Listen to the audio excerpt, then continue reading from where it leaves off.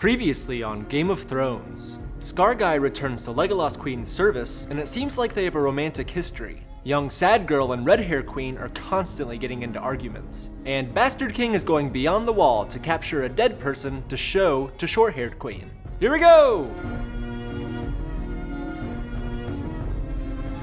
The episode starts with Bastard King and his ragtag group of friends trekking through the snow. All the guys are palling around, and Redbeard says that the best way to stay warm in the north is by having sex. Bastard King says that there isn't a living woman within 100 miles of where they are, and Redbeard stares at Blacksmith and says, "We have to make do with what we've got."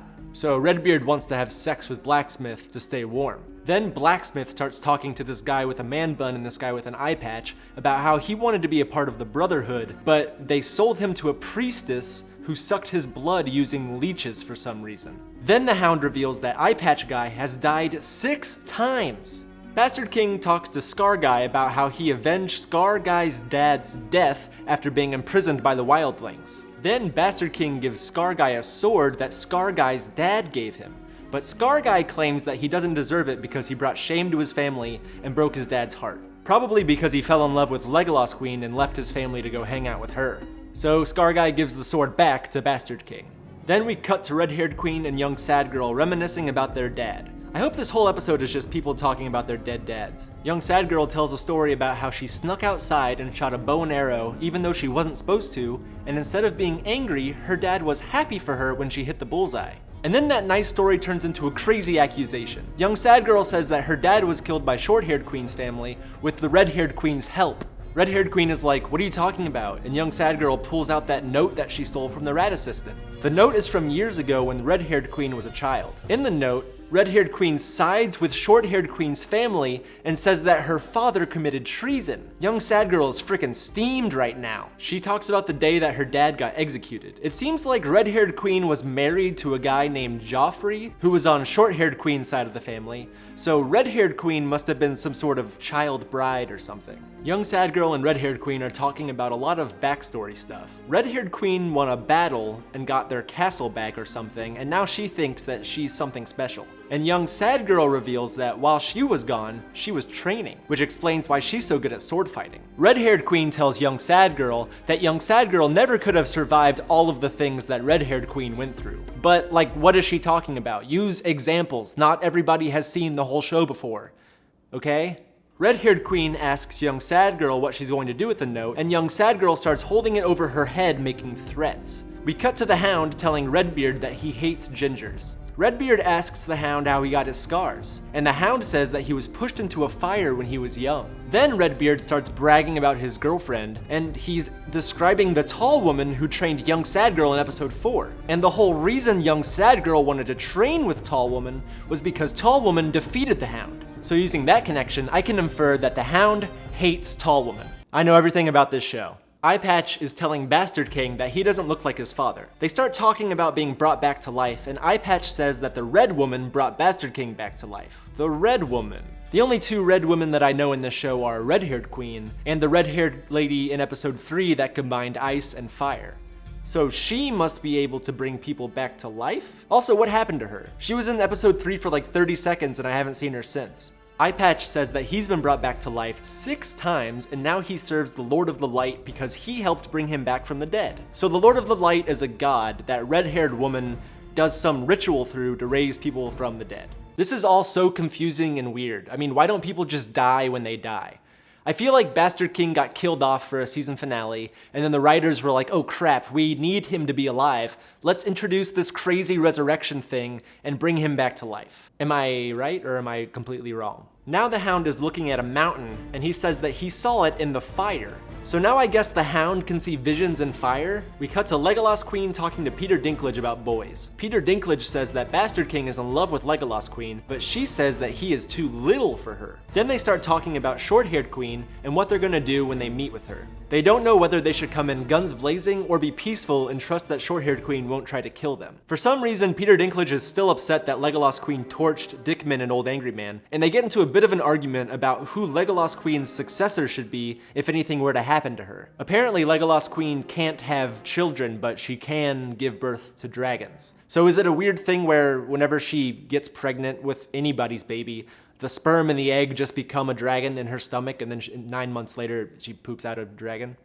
You poop out babies, right? Legolas Queen basically says that Peter Dinklage is putting the cart before the horse with the successor talk, and that she wants to be queen of the world before she starts thinking about who's gonna take her place. We cut back to Bastard King and his crew walking through the blistering cold. They see a bear in the distance, and then they realize that the bear has freaky blue eyes. The bear charges at one of the guys and throws him around like a rag doll. Everyone gathers in a circle, ready to fight, when the bear comes out of the snow and starts ripping people apart. Luckily, Eye Patch's sword can just light on fire somehow, and he starts chopping at the bear and lights it on fire. The bear pins this one guy to the ground and bites his neck and starts swinging him around. Meanwhile, the Hound is just watching. I thought the Hound would be more of a ferocious dude than somebody who watches his friend get mauled by a bear. I mean, if your name is the Hound, you need to be kind of a violent person. This guy's name should be the Puppy or something. They finally kill the bear and pull this guy who was mauled by him away to look at his injuries. Eye Patch puts his flaming sword on him to cauterize his wounds, and then Bearbite guy is just fine. He just gets up and is like, that hurt, but I think I'm okay now. Then we cut to the rat assistant talking to Red-Haired Queen about the note that young sad girl found. I'm beginning to think that the rat assistant wanted young sad girl to find that note to stir things up with her sister. Then Red-Haired Queen says that she's been married twice already, and both times she married enemies of her house. Why is she doing that? She must have a thing for bad boys. We cut to Scar Guy and Bearbite Guy talking about how Bearbite Guy is an alcoholic. Then they come upon a group of dead army guys walking along. Bastard King and his crew try to ambush them to capture one, and they get in a fight. Bastard King is fighting a super pale dude with blue eyes who appears to be this group's leader. Bastard King slices him in half and he explodes into ice, and all of his dead friends drop dead alongside him. I guess that pale guy was the life force of the rest of the group somehow. One dead zombie-looking guy survives, so they tackle him to take as a prisoner. But before they can restrain him, he lets out a crazy loud screech. Now Bastard King is freaking out because that screech is going to attract a much bigger group of dead people. So he tells Blacksmith to run back to town and send a raven to Legolas Queen to tell her what's going on. Now that they have their dead prisoner, they start running as fast as they can. But they step on thin ice and it starts cracking underneath them. A huge army of dead dudes is gaining on them, so they say screw it and they keep running on the thin ice. They get to the middle of the ice and stand on a big rock. The dead guys are following close behind, and all of the weight from the dead army makes the ice crack. A bunch of dead dudes fall into the frozen lake. The rest of this dead army just surrounds the rock, and Bastard King and his crew are now stranded on an island surrounded by angry dead guys. We cut to Blacksmith running, and he's already at the wall. How did he get there so fast? Were they that close to the wall that he was able to sprint the entire way there? The gate opens up and Bastard King's bodyguard runs out and grabs Blacksmith. We cut back to Bastard King and his crew sitting on the island. Eye Patch checks on Bearbite Guy, but Bearbite Guy is now dead. I guess his bear wounds eventually killed him, or he froze to death or something. Nobody really cares about how he died. Bastard King says that they need to burn the body, I guess so that the dead army can't turn him into a zombie. Eye Patch magically lights his sword on fire again and burns the body. Scar Guy thinks that killing the pale dudes with the blue eyes will make the normal zombie-looking dead guys die, just like I thought. But Bastard King is like, no, let's wait for Legolas Queen to show up and save us. Meanwhile, Eye Patch spots King Iceface from the last episode and says that if they kill him, everybody in the entire dead army will die. Then the Hound says that Eye Patch is on his last life because Bearbite is dead. So Bearbite was the guy that kept bringing Eye Patch back to life. And now he's dead. Why did they let him die? They should have brought him back to the wall when he got mauled by that bear. I mean, the dude can resurrect people. Why isn't that a big deal? We cut to Red-Haired Queen receiving a note inviting her to Short-Haired Queen's house for a meeting. Red-Haired Queen wants Tall Woman to go in her place, but Tall Woman thinks it isn't safe to leave Red-Haired Queen alone with the rat assistant. Yeah, the dude is a rat. Why does he still have a job? Fire him! Or better yet, kill him. I 100% guarantee that next episode, Rat Assistant is going to backstab Red-Haired Queen. We cut to Legolas Queen arguing with Peter Dinklage because she wants to fly on her dragon and rescue Bastard King. Peter Dinklage says that it's not safe, but Legolas Queen says, I don't care what you say. She flies away on one dragon, and her other dragons follow behind her. We cut to the Hound staring out at the big dead army. He gets bored, so he starts throwing rocks at them. One of his throws falls short and lands on what is now solid ice. Now the dead guys know that they can walk across, and all hell breaks loose. The fight begins slowly, but then hundreds and hundreds of these dead zombie-looking dudes begin descending upon the island. Bastard King and company are able to fight off the dead army for a while, but eventually they become way too outnumbered. Redbeard gets into trouble, and it looks like he's gonna die, but then the Hound saves him from an icy grave. As the fight continues, Bastard King and his crew become completely surrounded. Bastard King is over there thinking like, what am I doing over here? This is a stupid plan. I should not have taken all these guys out here to catch a dead guy. Clearly I was gonna get in a fight with a bunch of them. Wow, I suck. But then Legolas Queen shows up with her dragons. They start incinerating all of the dead dudes. King Iceface grabs an ice spear and throws it at one of the dragons. The spear hits the dragon and it falls to the ground, bleeding all over the place. The dragon sinks into the icy waters and disappears. Legolas Queen looks absolutely heartbroken. They better burn that dragon's body. King Iceface is gonna try to turn that dragon into an ice dragon, and then Legolas Queen's gonna have to fight her own son later on in the series. King Iceface grabs another ice spear, and Bastard King yells for Legolas Queen to leave. But then Bastard King gets tackled by a bunch of dead guys and they all fall through the ice into the lake. Legolas Queen flies away, but King Iceface throws another spear at her dragon. The dragon does a barrel roll and dodges it. Legolas Queen looks back as if she wants to go and rescue Bastard King, but decides against it and keeps flying away. Bastard King is gonna be pissed if he survives. All of a sudden, Bastard King emerges from the water alive. He tries to get away, but all the dead guys see him and start charging at him. Bastard King is doomed unless Legolas Queen comes back to save him. But no, I was wrong. Instead, a guy riding on a horse comes running up and hits the dead guys in the head with a fiery chain. This must be Bastard King's bodyguard coming to save the day. But no, I was wrong again. It's his uncle. What is going on? Why is his uncle out beyond the wall riding a horse? This seems like such a cheap way to save Bastard King's life. What is his uncle doing? Who is this guy? Why is he out here on a horse? Bastard King's uncle throws Bastard King on his horse and tells Bastard King to ride to safety. Bastard King is like, hey, you should come with me. We could both fit on this horse pretty easily. And Bastard King's uncle is like, no, we cannot both fit on a full-sized horse. I know that you may think that two men can fit on a horse, but no, you're wrong. This horse's maximum weight occupancy is 200 pounds, and you look like you're a cool 180. So if I jump on there, the horse is gonna collapse. You must go alone.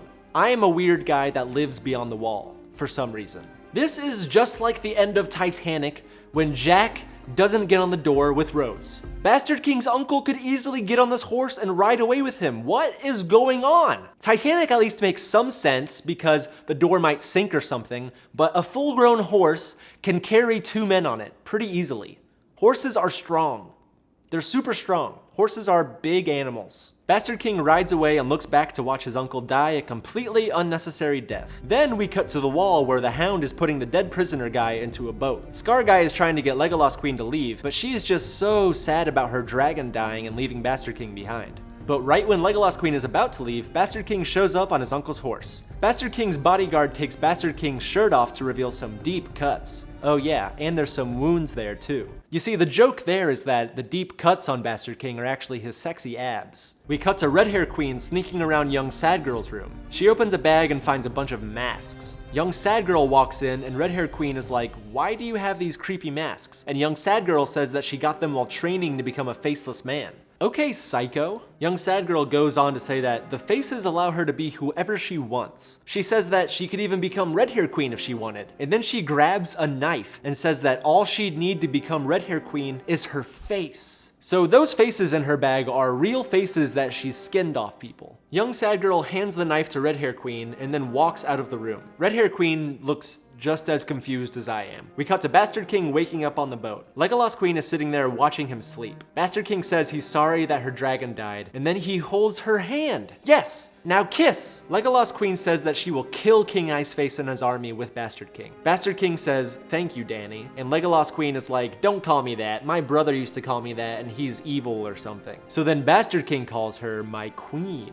Legolas Queen finally got Bastard King to bend the knee, and she's so happy. She grabs Bastard King's hand, and the sexual tension in this room is insane. They say some other stuff, but I don't really pay attention because I just want them to kiss. Bastard King squeezes Legolas Queen's hand as if to say, come on, let's fool around, there's nobody looking. But then Legolas Queen lets go of his hand and walks out. Poor Bastard King, this guy is having some day. We cut to the dead army pulling these huge chains. They're probably pulling the dragon out of the water to turn it into an ice dragon. Yep, that's exactly what they're doing. King Iceface walks over, puts his hand on the dragon, and then the dragon opens his eyes to reveal that they are now ice blue.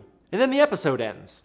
That episode was crazy. There was so much that happened that I'm just like, what happened? You know? Blacksmith can run so fast, apparently. And also, Bastard King's uncle was just hanging out.